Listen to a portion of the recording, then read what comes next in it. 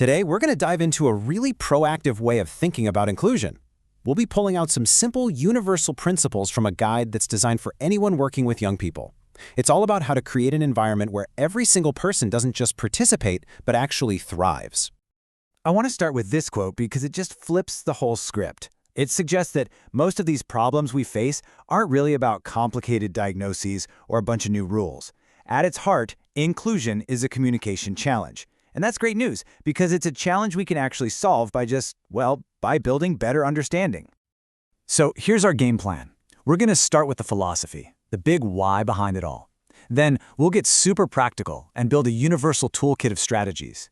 After that, we'll see those tools in action in some real-world scenarios. And we'll wrap up with what is, without a doubt, the most important piece, the leader's mindset. Okay, so let's jump into the philosophy, because before we get to the how, we really need to get the why. You see, real inclusion isn't about ticking off boxes on a checklist. It's a core belief about how groups work best, period. And this is such a key insight. When we make an adaptation for one person, we're not just helping them, we're actually making the entire group stronger.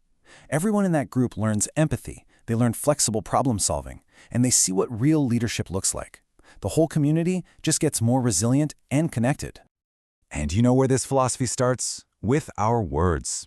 A really simple but incredibly powerful tool is called person-first language. It's just a conscious choice to say something like, a youth with autism, instead of calling them an autistic youth.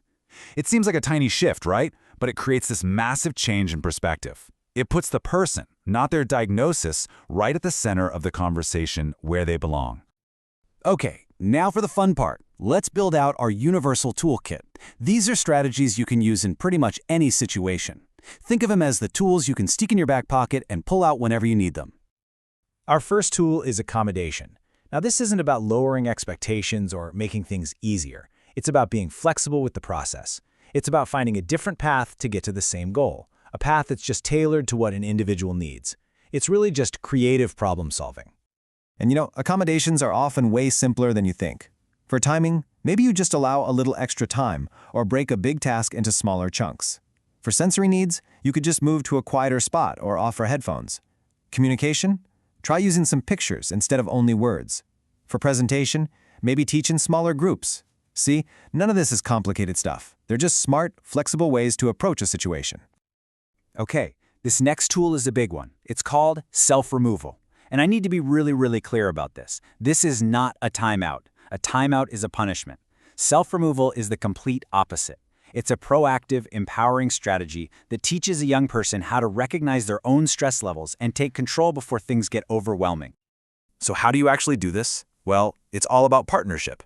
First, you team up with the youth and their family so everyone's on the same page. Second, you set up a safe, supervised refuge space, a little chill-out zone. Third, you create a simple, nonverbal signal they can use. And finally, and this is the most important part, you empower them to use it. This whole process builds trust, and it teaches incredible self-management skills. Okay, so we've got our philosophy, and we've got a couple of tools. Now let's put it into work. We're going to see how these ideas come to life when you're faced with real, everyday challenges. So picture this. A classic scenario, right? The whole group is setting up camp.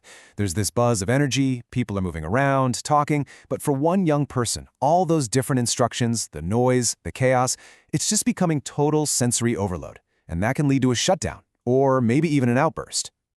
So what do? We open up our toolbox. First, the youth uses their prearranged signal and takes a quick break in a quiet refuge tent. That's self-removal. When they're ready to come back, a leader provides an accommodation. Instead of saying, set up the kitchen, they give one clear task, like, can you please fill this water jug? And maybe a peer buddy works alongside them, just providing some quiet support. See? 3 tools, 1 successful, positive outcome. All right, here's another one I'm sure we've all seen. A youth who's constantly interrupting, or maybe running off without thinking. It's so easy to see that and immediately label it as disrespectful or defiant. But what happens if we look at it through a totally different lens? The solution here actually starts with the leader. First, you've got to adjust your attitude. This isn't personal. It's a challenge of impulsivity that needs to be managed. Second, be proactive. If you know the transitions are tricky, plan for it. Provide a little extra supervision during those moments. And third, redirect that energy. Give them a job. Channel all that enthusiasm into a productive role that keeps them focused and engaged. Now let's tackle a really common and honestly pretty serious challenge: food allergies. How do you make sure a youth with, say, a severe peanut allergy can safely join in when everyone's cooking together, especially when there's a high risk of cross-contamination? The solution here is a bunch of practical accommodations. You create a clean surface with a plastic tablecloth.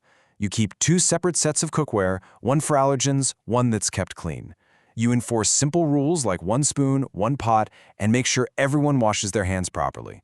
None of these things are hard to do, but when you put them all together, you create a safe space where absolutely everyone can enjoy the activity. And that brings us to our final section. You know, you can have all the best tools in the world, but they're not going to do you much good if you don't have the right foundation to build on. So if you only take one single thing away from this explainer, please let it be this. The #1 tool, the master key that unlocks everything else, is your mindset.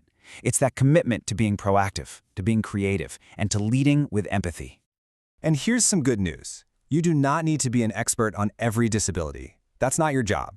Your job isn't to diagnose. Your job is to be an ally, to be a good observer, to be a creative partner who's willing to listen and learn and try new things to help every single young person participate as fully as they can.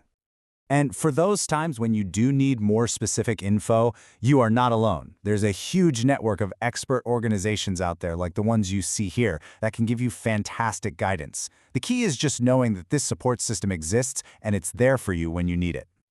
So we're going to end on this question.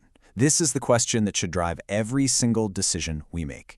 We have to stop asking, can this youth do this? And instead we start asking, how can we make it possible?